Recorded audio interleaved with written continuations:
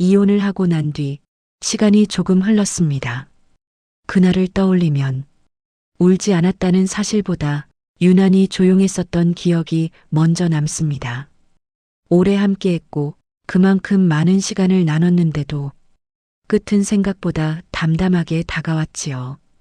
그때는 몰랐지만 지나고 보니 아무렇지 않다고 넘겼던 순간들이 마음 한켠에 오래 남아있더군요. 그래서 이 이야기를 이제서야 처음부터 차분히 꺼내보려 합니다. 혹시 지금 비슷한 시간을 지나고 계신 분이 있다면 이 이야기가 조금은 덜 외롭게 느껴지기를 바랍니다. 제가 그 사람을 처음 만났던 건 지금으로부터 꽤 오래전 일이었습니다. 저는 남편을 7년 동안 알고 지낸 후에 결혼했습니다. 대학교 2학년 때 처음 만나 연애를 시작했고 졸업하고 취직하고 서로의 부모님께 인사드리고 그렇게 자연스럽게 결혼까지 이어졌던 거예요. 주변에서는 오래 만난 커플이 결혼하면 금방 식상해진다고들 했지만 저는 그런 말들이 우리와는 상관없다고 생각했습니다. 이미 서로를 너무 잘 아는 사이였으니까요. 결혼 초반 신혼집은 작았지만 깨끗했고 남편은 아침마다 제가 끓여주는 된장찌개를 맛있다고 말해주었습니다. 그런데 그게 딱 석 달이었어요. 석 달 후부터는 맛있다는 말이 고맙다는 말로 바뀌었고 또 석 달쯤 지나자 그 말마저도 사라졌습니다. 남편이 현관문을 여는 소리가 달라진 건 결혼 1년차 봄쯤이었습니다. 예전에는 문을 열자마자 나왔어 하고 말을 했는데 어느 순간부터는 신발을 벗는 소리만 들렸어요. 그리고 그대로 소파에 앉아 한숨을 쉬거나 씻지도 않고 침대에 누워버렸습니다. 처음에는 회사 일이 힘든가 보다 생각했어요. 실제로 그 무렵 남편은 새 프로젝트를 맡았고 야근도 잦았으니까요. 그런데 이상한 건 힘들다고 말하는 남편의 얼굴이 힘들어 보이지 않는다는 거였습니다. 그냥 무표정했어요. 화가 난 것도 아니고 슬픈 것도 아니고 그냥 아무것도 아닌 얼굴.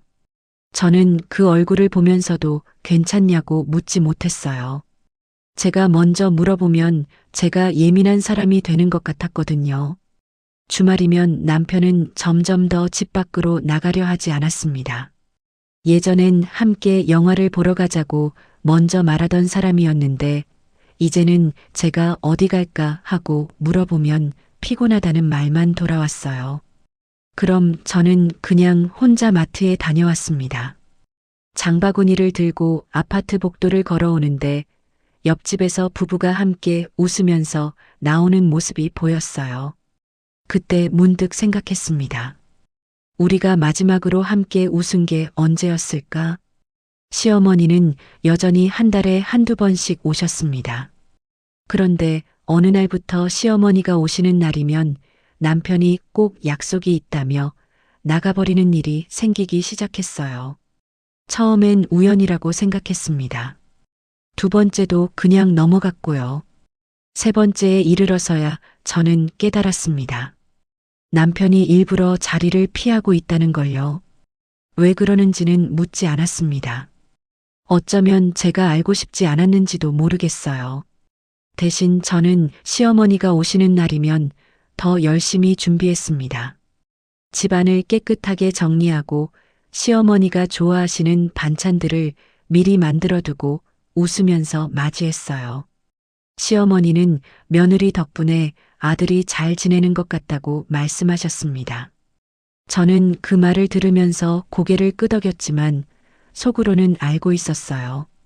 아들은 잘 지내지 않는다는 걸요. 아니, 정확히는 며느리와 잘 지내지 않는다는 걸요. 어느 날 저녁 저는 용기를 내서 남편에게 물어봤습니다. 요즘 힘든 일 있냐고, 제가 도와줄 수 있는 게 있냐고요. 남편은 수저를 내려놓고 저를 보더니 말했습니다. 아무것도 아니라고, 원래 직장 생활이 다 그런 거라고요.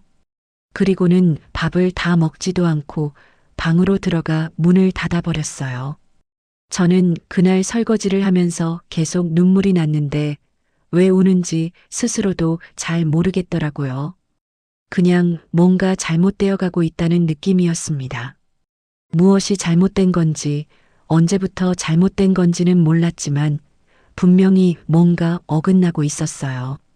그런데 그걸 인정하는 순간 제가 7년 동안 믿어온 모든 것들이 무너질 것 같았습니다. 결혼 2년 차가 되던 해겨울, 저는 감기에 걸려 며칠 동안 누워 있었습니다. 열이 39도까지 올라가서 일어날 수가 없었는데 남편은 그냥 출근했어요. 나가면서 한 말은 약 먹어. 딱 그것뿐이었습니다. 퇴근하고 와서도 제 방에 들어오지 않았어요. 저는 그날 오후 4시쯤 혼자 약국까지 걸어갔습니다. 겨울바람이 얼마나 차갑던지 걷는 내내 눈물이 났어요. 그게 감기 때문인지 다른 이유 때문인지는 저도 잘 모르겠습니다. 엄마는 제가 결혼하기 전에 말씀하셨습니다. 시집가면 참아야 한다고, 남편을 잘 섬겨야 한다고, 며느리는 원래 그런 거라고요. 저는 그 말을 믿었어요. 아니, 믿으려고 했습니다. 그래서 아침에 일찍 일어나 도시락을 쌌고 남편이 좋아하는 과일을 깎아서 냉장고에 넣어두었고 남편 옷을 미리 다려놓았습니다. 남편은 그런 것들을 당연하다는 듯이 받아들였어요. 친구들을 만나면 결혼 생활이 어떠냐는 질문을 받았습니다. 저는 좋다고 대답했어요. 남편이 착하다고도 말했고요. 실제로 남편은 화를 내거나 소리를 지르는 사람이 아니었으니까요. 친구들은 부럽다고 했습니다. 오래 연애한 사람이랑 결혼하면 그렇게 편하고 좋다고요. 저는 웃으면서 고개를 끄덕였는데 집에 돌아오는 지하철 안에서 문득 이런 생각이 들었어요. 나는 지금 거짓말을 하고 있는 걸까? 아니면 스스로를 속이고 있는 걸까? 명절이 되면 저는 며칠 전부터 준비를 시작했습니다. 집안 구석구석을 청소하고 음식을 준비하고 남편 옷도 새로 사서 준비해 두었어요. 명절 당일 아침에는 5시에 일어나 부침개를 부치고 나물을 무치고 국을 끓였습니다. 시어머니가 도착하셨을 때는 웃으면서 맞이했고요. 시어머니는 제가 해놓은 음식들을 보시고 잘한다고 아들이 좋은 며느리를 만났다고 말씀하셨습니다. 남편은 옆에서 핸드폰만 보고 있었어요. 시어머니가 아들한테 며느리가 이렇게 잘하는데 너는 며느리한테 잘해주고 있냐고 물으셨을 때도 남편은 그냥 네 하고 대답했을 뿐이었습니다. 그 네가 얼마나 건조하게 들렸는지 모릅니다. 그날 밤 시어머니가 돌아가시고 나서 저는 설거지를 하다가 그릇을 하나 깼어요. 손에서 미끄러져 바닥에 떨어진 그릇이 산산조각 나는 걸 보면서 저도 모르게 주저앉아 울었습니다. 남편은 방에서 나오지 않았어요. 설거지하다 그릇 깨지는 소리가 얼마나 큰데 한 번도 나와서 괜찮냐고 묻지 않았습니다. 저는 바닥에 앉아 그릇 조각을 줍다가 문득 생각했습니다. 제가 아무리 잘해도 아무리 노력해도 남편은 저를 보지 않는다는 거요. 저는 그냥 집안일 하는 사람, 밥 해주는 사람, 시어머니한테 잘 보이는 며느리일 뿐이었습니다. 그 이상도 그 이하도 아니었어요. 시어머니한테서 전화가 올 때마다 저는 잘 먹고 있다고 건강하다고 대답했습니다. 사실 남편은 집에서 밥을 거의 안 먹고 있었지만 그런 얘기를 할 수는 없었어요. 전화를 끊고 나면 저는 거실 소파에 앉아 시계 소리를 듣고 있었고 남편은 안방에서 게임을 하고 있었습니다. 그렇게 저는 계속 참았습니다. 시간이 지나면 나아질 거라고, 남편이 지금 힘든 시기를 지나고 있는 거라고, 제가 조금만 더 잘하면 예전처럼 돌아올 수 있을 거라고 믿으려고 했어요. 아니, 믿는 척을 했습니다. 하지만 마음 깊은 곳에서는 알고 있었습니다. 뭔가 돌이킬 수 없이 틀어지고 있다는 것을요. 그게 무엇인지는 아직 정확히 몰랐지만 언젠가는 마주해야 할 순간이 올 거라는 걸 어렴풋이 느끼고 있었어요. 그런데도 저는 오늘도 남편이 퇴근하기 전에 저녁을 차려놓고 기다렸습니다. 남편이 좋아하는 된장찌개를 끓이면서 혹시 오늘은 맛있다고 말해주지 않을까 하는 기대를 완전히 버리지 못한 채로요. 남편의 휴대폰이 언제부터 저렇게 손에서 떨어지지 않게 되었는지 지금 생각해보면 그게 시작이었던 것 같습니다. 예전에는 퇴근하고 집에 오면 현관 신발장 위에 던져두거나 소파 쿠션 사이에 아무렇게나 꽂아두던 사람이었어요. 그런데 어느 순간부터 화장실 갈 때도 샤워할 때도 심지어 잠들기 직전까지 휴대폰을 손에 쥐고 있더라고요. 처음에는 회사 일 때문이겠거니 했습니다. 실제로 남편은 그 무렵 프로젝트가 바빠졌다고 했고 밤늦게까지 메시지가 오는 것도 여러 번 봤으니까요. 그런데 이상한 건 남편이 그 메시지를 확인할 때의 표정이었습니다. 일 때문에 연락이 온 거라면 귀찮거나 피곤한 얼굴을 해야 하는데 남편은 가끔 휴대폰을 보면서 입꼬리가 살짝 올라가 있었어요. 어느 날 저녁이었습니다. 저는 부엌에서 설거지를 하고 있었고 남편은 거실 소파에 앉아 있었어요. 갑자기 남편이 혼자 웃는 소리가 들렸습니다. 저는 손을 멈추고 고개를 내밀어 봤어요. 남편은 휴대폰을 보면서 웃고 있었는데 무슨 영상을 보는 것 같지도 않았습니다. 그냥 화면을 보면서 조용히 웃고 있었어요. 저는 무슨 재밌는 거 보냐고 물어봤습니다. 그 순간 남편이 화들짝 놀라더니 아무것도 아니라고 회사 동료가 보낸 농담이라고 말했어요. 그리고는 재빨리 화면을 꺼버렸습니다. 너무 빠르게요. 마치 들키면 안 되는 걸 들킨 사람처럼요. 그날 밤 잠자리에 누워서도 그 장면이 자꾸 떠올랐습니다. 남편이 저렇게 당황하는 모습을 본 게 처음이었거든요. 저는 이불을 뒤집어 쓰고 누워서 생각했어요. 제가 너무 예민한 건가? 남편이 회사 동료랑 문자하는 걸 가지고 왜 이렇게 신경 쓰는 건가 하고요. 그런데 자꾸 마음 한편이 불편했습니다. 시어머니가 집에 오신 날이었습니다. 저는 아침부터 집안을 청소하고 시어머니가 좋아하시는 잡채랑 전을 준비해뒀어요. 시어머니는 오시자마자 제가 해놓은 음식들을 보시고 고생했다고 며느리가 이렇게 잘하니 마음이 놓인다고 말씀하셨습니다. 남편은 그날따라 집에 있었는데 시어머니랑 거실에서 차를 마시면서도 계속 휴대폰만 보고 있었어요. 저는 부엌에서 과일을 깎으면서 그 모습을 보고 있었습니다. 시어머니도 아들이 계속 휴대폰만 보는 게 이상하셨는지 뭔가 말씀하시려다가 참으시는 것 같았어요. 그런데 제가 과일 접시를 들고 거실로 나가려던 순간이었습니다.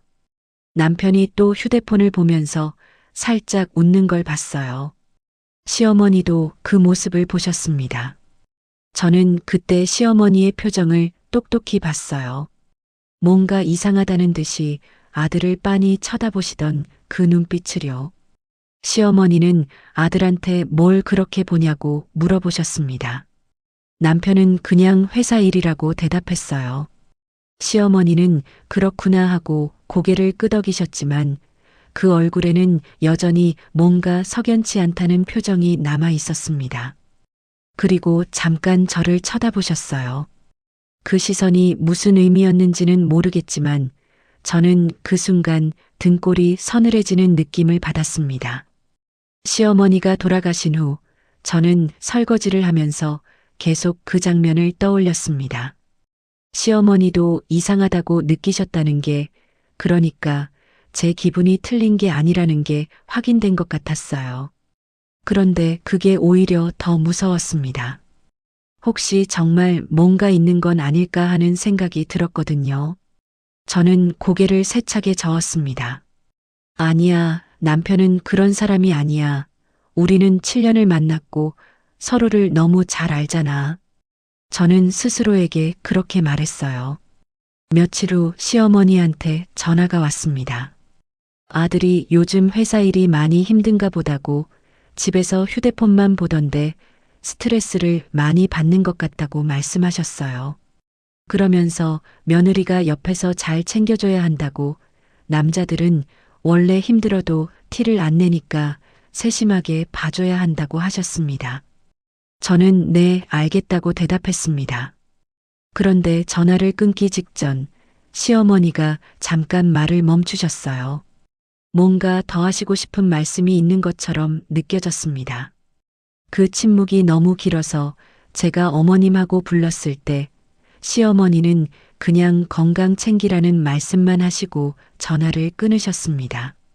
저는 전화기를 내려놓고 한참을 그 자리에 서 있었어요.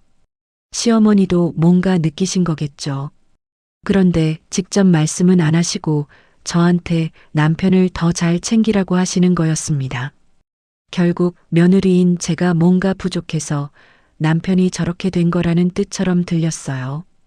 어느 토요일 오후였습니다. 남편이 갑자기 나가야 한다고 했어요. 회사에 급한 일이 생겼다고, 잠깐 다녀오겠다고요. 저는 주말인데도 일을 해야 하냐고 물었지만 남편은 그냥 급한 거라며 서둘러 옷을 갈아입었습니다. 그런데 이상한 건 평소에 입지 않던 깔끔한 셔츠를 꺼내 입는 거였어요. 회사 일이라면서 왜 주말에 안 입던 옷을 꺼내 입는 건지 저는 침대 끝에 앉아서 그 모습을 가만히 지켜봤습니다. 남편은 옷을 갈아입고 나서 화장대 앞에 가더니 향수까지 뿌렸어요. 저는 그 순간 가슴이 철렁 내려앉는 느낌이 들었습니다. 회사에 간다는 사람이 향수를 뿌리는 건 처음 보는 일이었거든요. 하지만 저는 아무 말도 하지 못하고 그냥 잘 다녀오라고만 했습니다. 제가 만약 그때 뭐라도 물어봤다면 뭔가 돌이킬 수 없는 말들이 오갔을 것 같았어요. 남편이 나간 후 저는 혼자 집에 앉아 있었습니다. 청소를 해야 하나 싶어서 빗자루를 들었다가 다시 내려놓고, 빨래를 해야 하나 싶어서 세탁기 앞에 갔다가 다시 돌아오고, 그렇게 몇 시간을 아무것도 하지 못한 채 소파에 앉아 있었어요. 저녁 무렵 남편이 돌아왔습니다. 일 끝났냐고 물었더니 끝났다고, 피곤하다고 했어요. 그리고는 집에 들어오자마자 바로 샤워를 하러 갔습니다. 평소에는 씻기 전에 소파에 앉아서 한참을 쉬곤 했는데 그날은 현관문을 열고 들어오자마자 곧장 화장실로 향했어요. 저는 남편이 샤워하는 동안 거실에 앉아 있었습니다. 물소리가 들렸고 그 소리는 평소보다 길게 이어졌어요. 며칠 후 또 비슷한 일이 있었습니다. 이번에는 회식이 있었다고 했는데 옷에서 술 냄새가 나지 않았어요. 담배 냄새도 없었습니다. 그냥 깨끗한 비누 냄새만 났어요. 저는 회식하고 왔으면 냄새가 좀 나는 게 정상 아니냐고 물어봤습니다.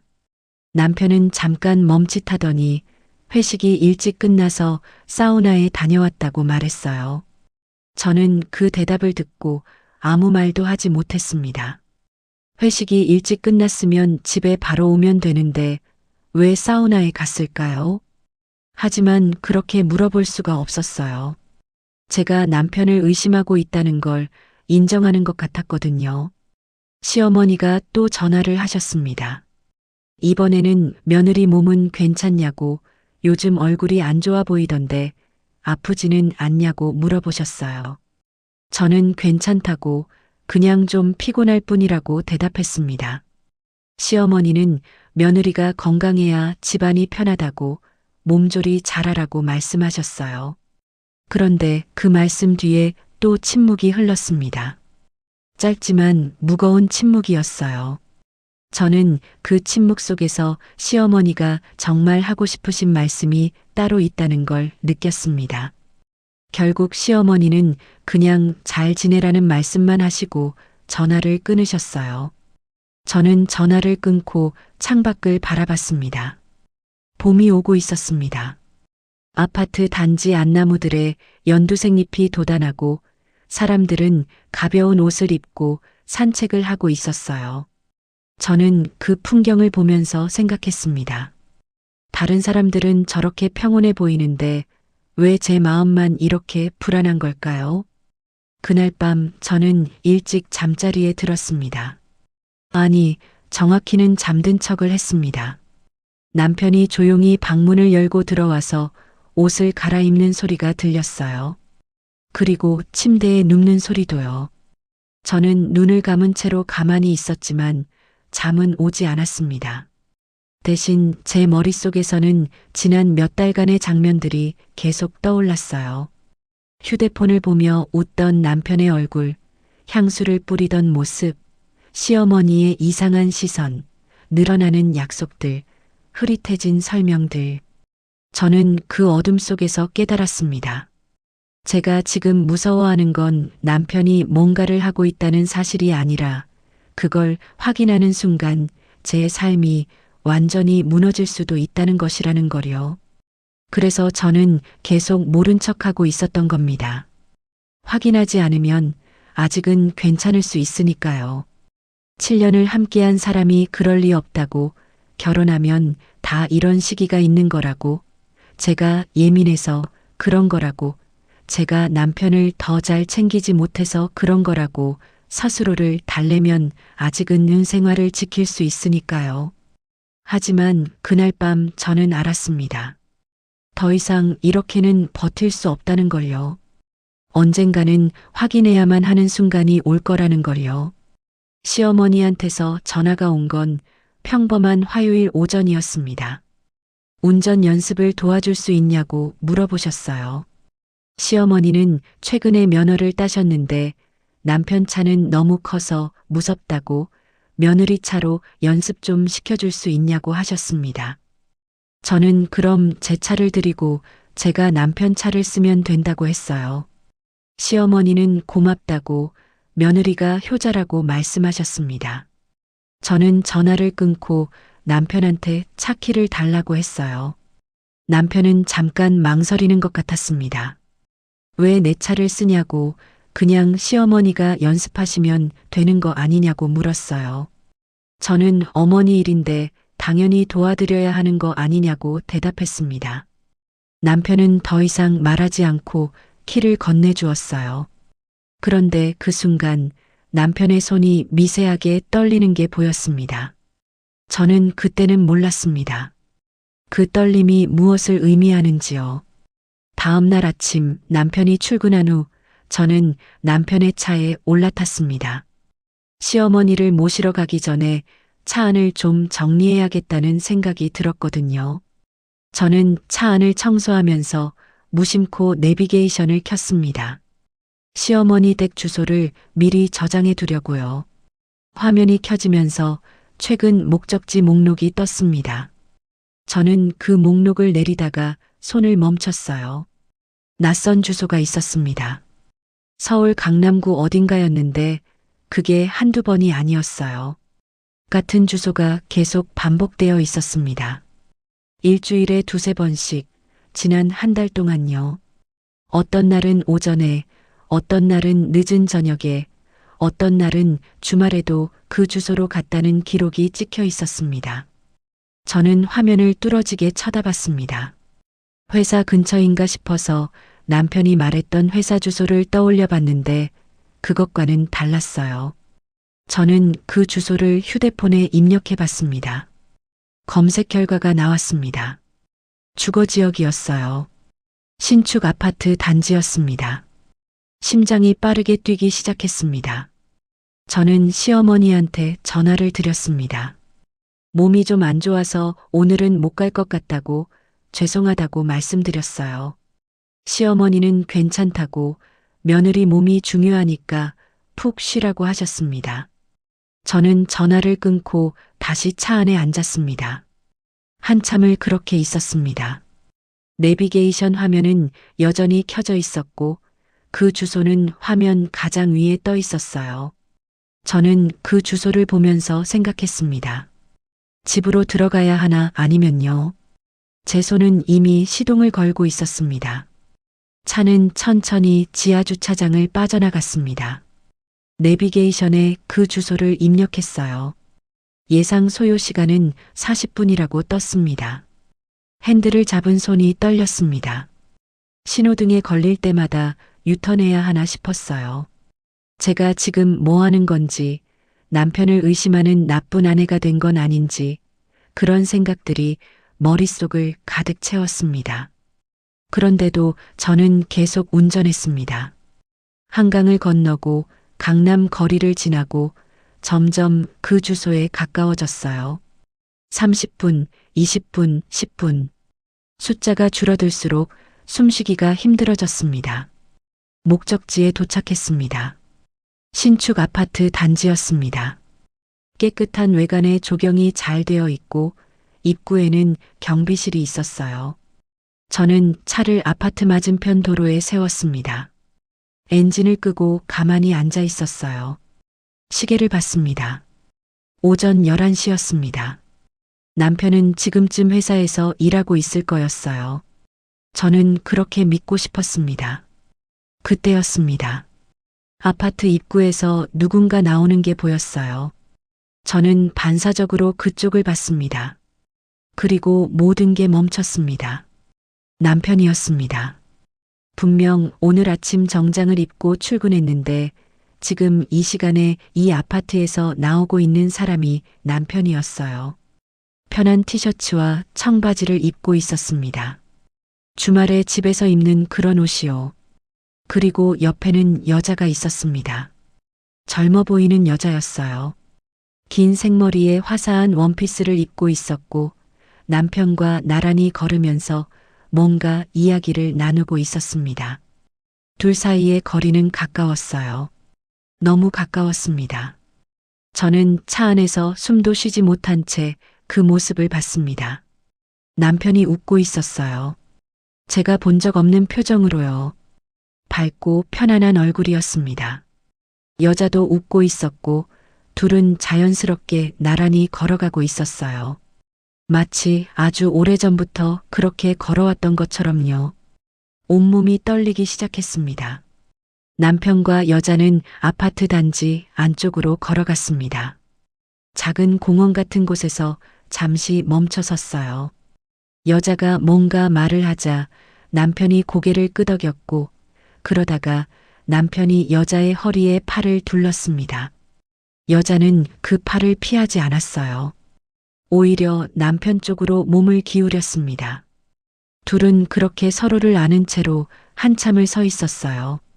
저는 그 모습을 보면서 제가 지난 몇 달 동안 느꼈던 모든 것들이 한꺼번에 이해되었습니다.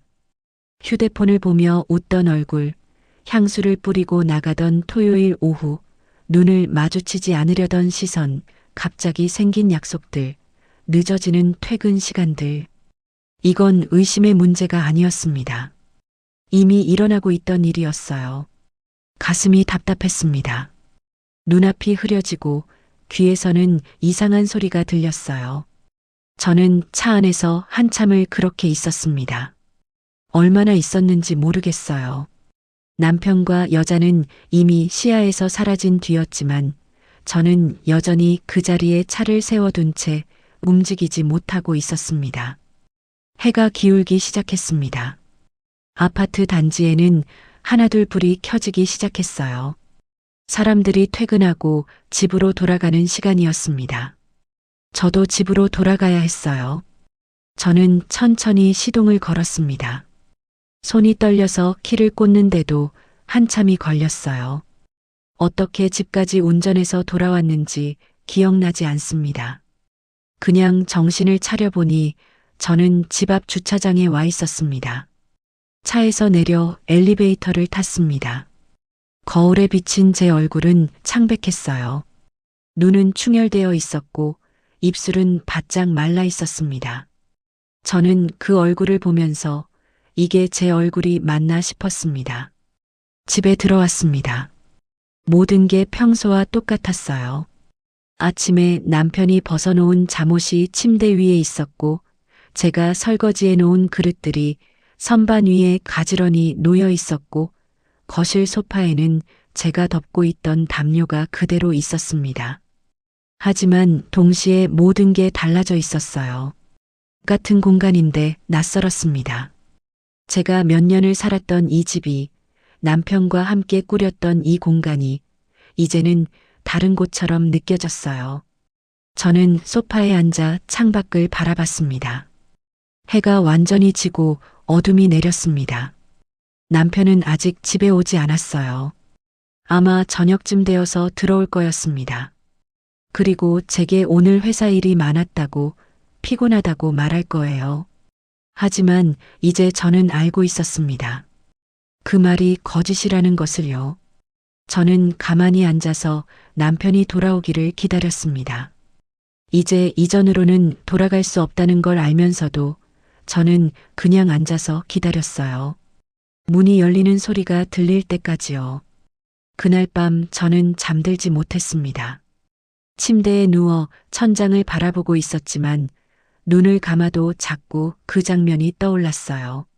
남편이 그 여자와 나란히 걷던 모습, 웃고 있던 얼굴, 허리에 팔을 두르던 그 자연스러운 동작들이요. 남편은 그날도 늦게 들어왔습니다. 피곤하다며 씻지도 않고 침대에 누웠고 금방 잠들어 버렸어요. 저는 그 옆에 누워서 남편의 숨소리를 들으면서 생각했습니다.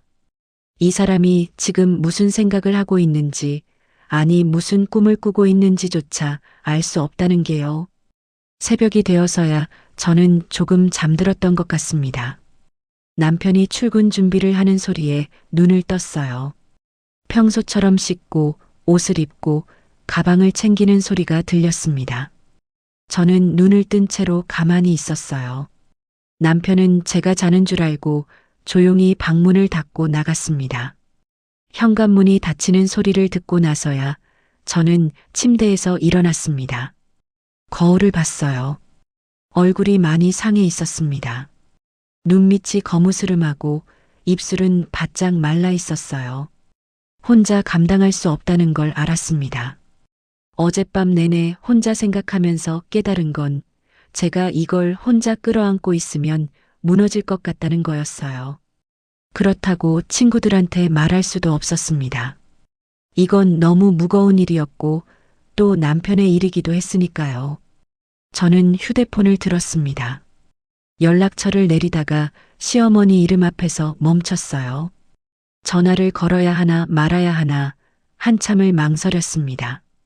시어머니한테 이런 얘기를 하는 게 맞는 건지, 혹시 저를 이상하게 보시는 건 아닌지, 혹시 아들 편을 드시는 건 아닌지 그런 생각들이 들었어요. 하지만 동시에 시어머니도 이미 뭔가를 느끼고 계셨다는 걸 알고 있었습니다. 그동안의 전화 통화나 집에 오셨을 때의 표정들이 그랬으니까요. 저를 살피시던 눈빛, 말끝을 흐리시던 침묵들이요. 저는 통화 버튼을 눌렀습니다. 신호음이 몇 번 울리고 시어머니가 전화를 받으셨어요. 저는 조심스럽게 말씀드렸습니다.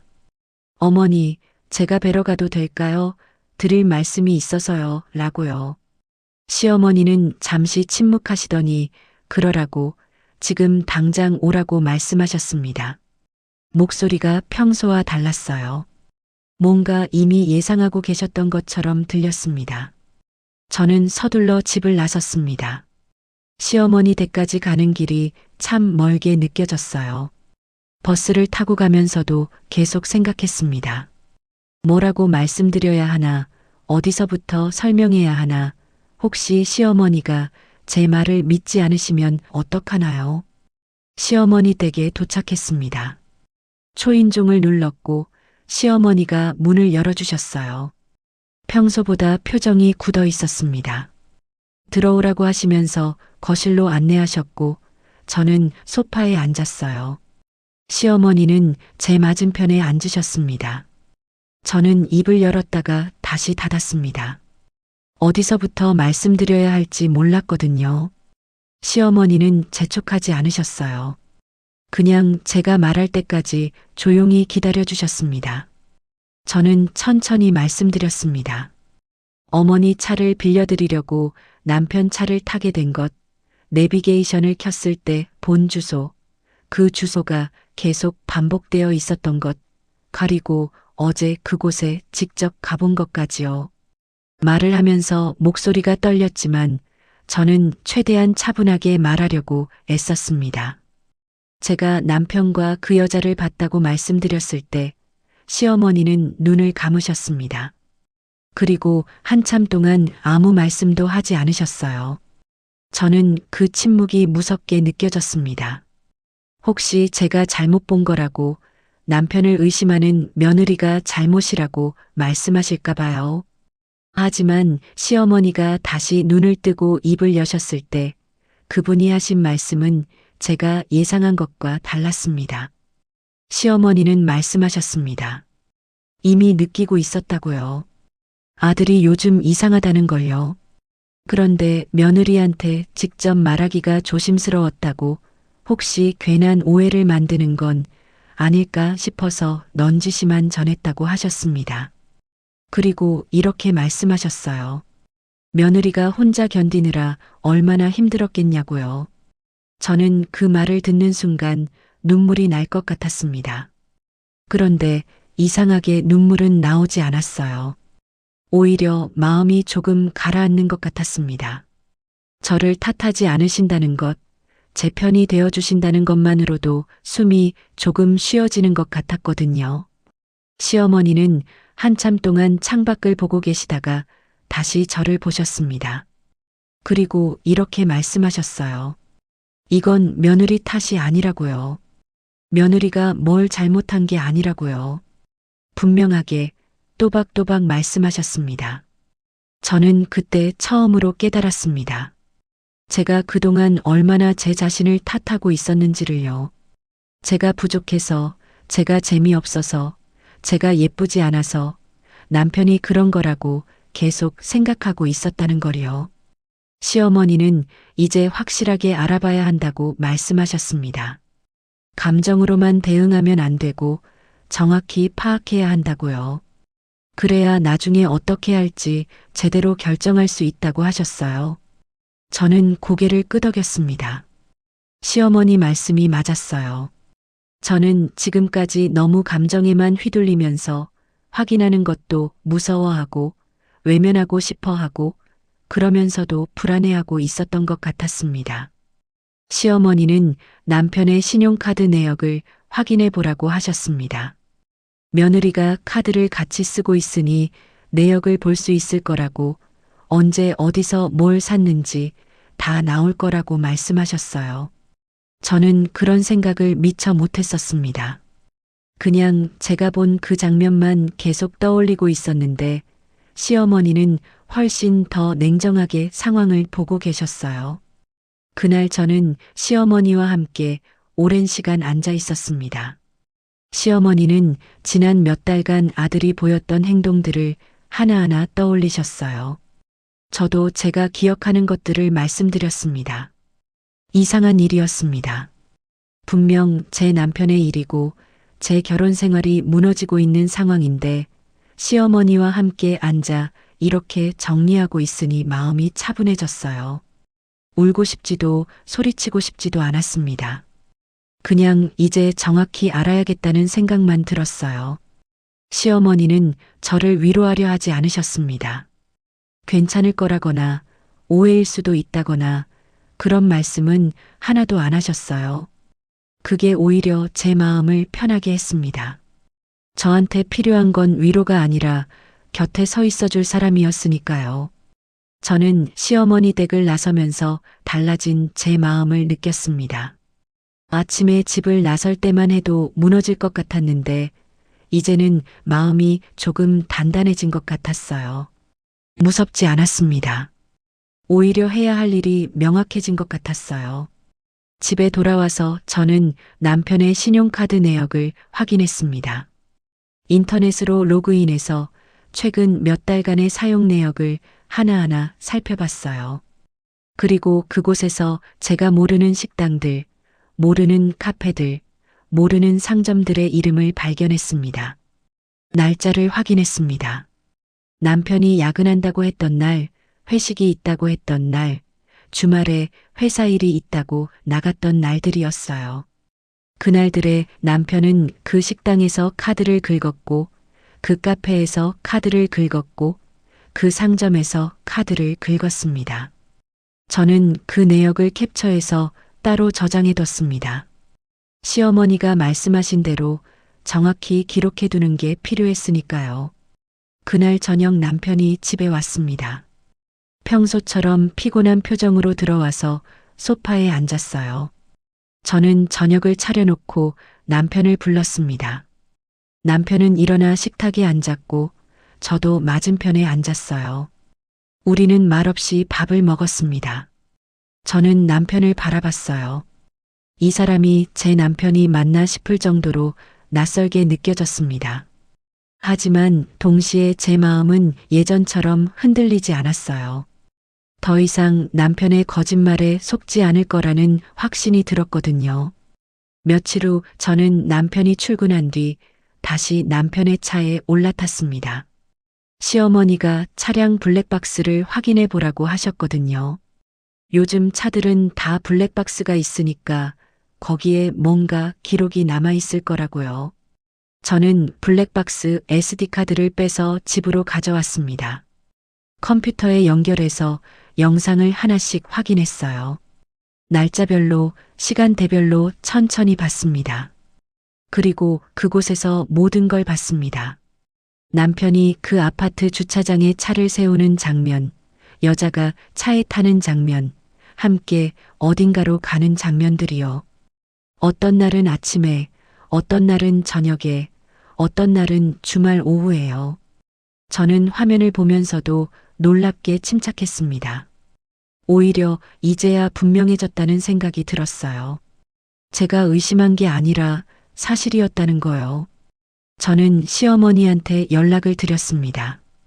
영상을 확인했다고, 다 있었다고 말씀드렸어요. 시어머니는 잠시 침묵하시더니 이제 결정해야 한다고 말씀하셨습니다. 어떻게 할 건지, 며느리가 어떻게 하고 싶은지 물어보셨어요. 저는 대답했습니다. 남편과 직접 이야기하고 싶다고, 더 이상 모른 척 할 수 없다고요. 시어머니는 고개를 끄덕이셨습니다. 그러면 자기도 함께 있겠다고, 며느리 혼자 감당하게 두지 않겠다고 말씀하셨어요. 저는 그 말을 듣고 처음으로 울컥했습니다. 목이 메었지만 눈물은 나오지 않았어요.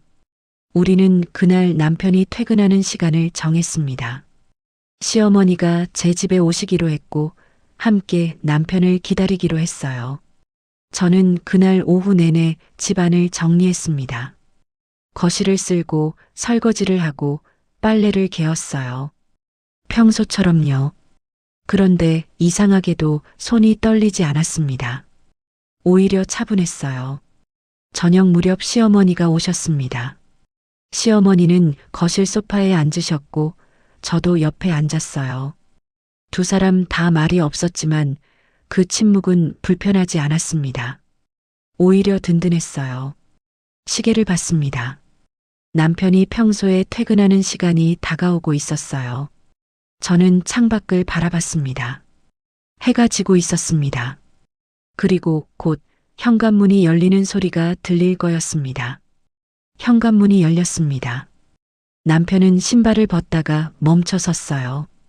거실에 불이 켜져 있는 걸 보고 제가 있는 줄 알았는데 시어머니가 소파에 앉아 계신 걸 보고 얼굴이 굳어졌습니다. 남편은 우리를 번갈아 쳐다보면서 왜 어머니가 여기 계시냐고 무슨 일이냐고 물었어요. 저는 대답하지 않았습니다. 시어머니도 아무 말씀하지 않으셨고요. 남편은 천천히 거실로 들어왔습니다. 가방을 내려놓으려다가 테이블 위에 올려진 서류 봉투를 봤어요. 그 봉투 안에는 신용카드 사용 내역, 블랙박스 영상, 캡처, 내비게이션 기록이 들어 있었습니다. 남편은 그 봉투를 보더니 얼굴이 하얗게 변했어요. 시어머니가 조용히 말씀하셨습니다. 설명할 게 있으면 하라고요. 남편은 한참 동안 말이 없었습니다. 그러다가 작은 목소리로 미안하다고 잘못했다고 말했어요. 저는 그 말을 듣고도 아무런 감정이 들지 않았습니다. 화가 나지도 슬프지도 않았어요. 그냥 허무했습니다. 이렇게 간단한 말로 끝나는 거구나. 제가 지난 몇 달 동안 혼자 괴로워하고 의심하고 힘들어했던 시간이 이렇게 미안하다는 한마디로 정리되는 거구나 싶었어요. 시어머니가 물어보셨습니다. 언제부터였냐고, 어떻게 된 일이냐고요. 남편은 대답하지 못하고 고개만 숙이고 있었습니다. 시어머니는 아들이 대답할 때까지 기다리셨어요. 재촉하지도 화를 내지도 않으셨습니다. 그냥 차분하게 기다리고 계셨습니다. 남편은 한참 후에야 입을 열었습니다. 몇 달 전부터였다고 회사에서 알게 된 사람이라고 했어요. 처음에는 그냥 일로 만났는데 자꾸 연락이 오고 만나다 보니 이렇게 됐다고요. 그러면서 자기도 어떻게 된 건지 모르겠다고, 집에서는 대화가 없고 외로웠다고, 누군가 자기 얘기를 들어주는 게 좋았다고, 정신을 차려보니 이렇게 되어 있었다고 말했습니다. 저는 그 말을 들으면서 웃음이 나올 뻔했습니다. 정신을 차려보니 이렇게 되어 있었다고요. 집에서 대화가 없어서 외로웠다고요. 마치 남편은 아무 잘못도 하지 않았는데 그냥 상황이 그렇게 흘러간 것처럼, 제가 대화를 안 해줘서 어쩔 수 없었던 것처럼 말하고 있었어요. 저는 조용히 물었습니다. 제가 언제 대화를 안 했냐고요. 남편은 대답하지 못했습니다. 저는 다시 물었습니다. 괜찮냐고 물었을 때 아무것도 아니라고 한 게 누구였냐고, 도와줄 게 있냐고 했을 때 방문을 닫고 들어간 게 누구였냐고요. 남편은 여전히 고개만 숙이고 있었어요. 시어머니가 말씀하셨습니다. 외로운 건 혼자 사는 사람이 외로운 거지, 옆에 사람이 있는데 외롭다는 건 핑계라고요. 그건 자기가 외면했다는 얘기지, 상대가 대화를 안 해준 게 아니라고요. 그리고 시어머니는 이렇게 말씀하셨습니다. 며느리가 부족해서 내가 그런 게 아니라고요. 내가 선택한 거라고요. 그 말이 거실에 가라앉았습니다. 남편은 아무 대꾸도 하지 못했어요. 시어머니의 그 한마디가 모든 변명을 무너뜨렸으니까요. 저는 남편에게 물었습니다. 이제 어떻게 할 거냐고요. 남편은 모르겠다고, 다시 시작하고 싶다고, 잘하겠다고 말했어요. 저는 고개를 저었습니다. 그럴 수 없다고, 이미 늦었다고 말했어요. 남편이 제 손을 잡으려고 했습니다. 한 번만 기회를 달라고 했어요. 저는 손을 뺐습니다. 시어머니가 말씀하셨습니다. 며느리한테 이런 식으로 시간을 끌지 말라고요. 지금 당장 결정을 못하겠다면 일단 집을 나가라고 하셨습니다. 남편은 놀란 표정으로 시어머니를 봤습니다. 어머니까지 그러시냐고, 자기 편이 되어줘야 하는 거 아니냐고 물었어요. 시어머니는 고개를 저으셨습니다. 잘못한 사람 편을 드는 게 엄마 도리가 아니라고요. 남편은 더 이상 아무 말도 하지 못했습니다. 그날 밤 남편은 짐을 쌌습니다. 많은 걸 가져가지는 않았어요. 옷 몇 벌이랑 필요한 것들만 가방에 담았습니다. 남편이 현관문을 나서기 전에 저를 돌아봤지만 저는 아무 말도 하지 않았어요. 남편은 그렇게 집을 나갔습니다. 문이 닫히고 나서 시어머니가 제 손을 잡아주셨습니다. 잘했다고, 며느리가 참 잘 견뎠다고 말씀하셨어요. 저는 그제야 눈물이 날 것 같았지만 참았습니다. 시어머니는 그날 밤 저희 집에서 함께 주무셨습니다. 며칠 후 남편한테서 연락이 왔습니다. 만나서 이야기하고 싶다고 했어요. 저는 만나지 않았습니다. 이미 들을 말은 다 들었으니까요. 대신 저는 변호사를 만났습니다. 시어머니가 소개해 주신 분이었어요. 남편은 협의 이혼에 동의했습니다. 다행이었어요. 길게 끌고 싶지 않았거든요. 시어머니는 그 과정 내내 제 곁에 계셨습니다. 서류를 작성할 때도 함께 가주셨고, 그러면서 며느리 잘못이 아니라고 계속 말씀해 주셨습니다. 이혼이 최종적으로 성립되던 날, 저는 법원을 나서면서 이상한 기분이 들었습니다. 슬프지도 후회스럽지도 않았어요. 오히려 홀가분했습니다. 시어머니는 이제 며느리가 아니지만 여전히 연락하자고 말씀하셨습니다. 며느리가 힘들 때 언제든 전화하라고, 자기는 며느리 편이라고 하셨어요. 저는 그 말을 듣고 목이 메었습니다. 결혼은 끝났지만 제 편이 되어주는 사람이 있다는 게 얼마나 감사한 일인지 몰랐거든요. 저는 작은 원룸으로 이사했습니다. 짐이 많지 않아서 이사는 금방 끝났어요. 새 집은 작았지만 깨끗했고 햇빛이 잘 들었습니다. 처음 혼자 지내던 날들은 조용했습니다. 그런데 이상하게도 외롭지 않았어요. 오히려 편했습니다. 누군가의 눈치를 볼 필요도 없고 누군가를 의심하지 않아도 됐고 거짓말을 들으며 속으로 사귀지 않아도 됐으니까요. 저는 결혼 후에 그만뒀던 일을 다시 시작했습니다. 제 이름으로 무언가를 하고 제 능력으로 인정받고 제 돈을 버는 이 뿌듯함을 다시 느낄 수 있었어요. 어느 주말 오후였습니다. 저는 새 집 창가에 앉아 책을 읽고 있었어요. 햇빛이 따뜻했고 창밖에서는 새소리가 들렸습니다. 저는 책을 덮고 창밖을 봤어요. 하늘이 맑았습니다. 저는 조용히 숨을 들이쉬었습니다. 공기가 편하게 들어왔어요. 가슴이 답답하지 않았습니다. 가끔 생각합니다. 만약 그날 확인하지 않았다면, 시어머니한테 말씀드리지 않았다면, 저는 지금도 그 집에서 혼자 괴로워하면서 살고 있었을 거라고요. 그런 삶을 살지 않아서 다행이라고 생각합니다. 엄마는 제게 말씀하셨습니다. 딸이 강해진 것 같다고요. 저는 강해진 게 아니라는 걸 알고 있었습니다. 그냥 더 이상 버티지 않기로 한 것뿐이었어요. 예전에는 참아야 한다고, 견뎌야 한다고, 그게 좋은 아내의 모습이라고 생각했었습니다. 하지만 이제는 알았어요. 버티는 게 미덕이 아니라는 걸요. 혼자라는 게 외로운 게 아니라는 걸 이제는 압니다.